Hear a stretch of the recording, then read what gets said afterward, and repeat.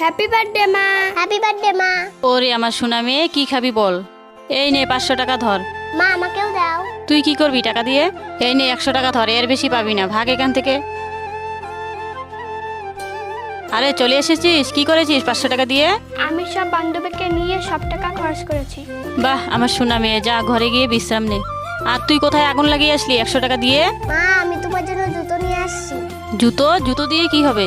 তুমি যে সেদিন রাস্তা দিয়ে যাচ্ছিলে। মা উহ, মা তুমি তো ঘরে মোবাইলটা দেখে আসলে।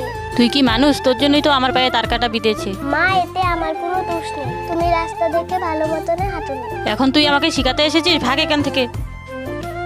মা সেদিন তোমার পায়ে তার কাটা বেঁধেছিল, তোমার জুতোটা নষ্ট হয়ে গেছে, তাই আমি তোমার জন্য নতুন জুতো নিয়ে আসলাম। আমি তোকে খুব কষ্ট দিয়েছি সৎ মেয়ে বলে, তুই আমাকে ক্ষমা করে দে। মেয়েটি তার সৎ মায়ের সাথে কাজটি ভালো করলো না খারাপ করলো আপনারা কমেন্টে জানান।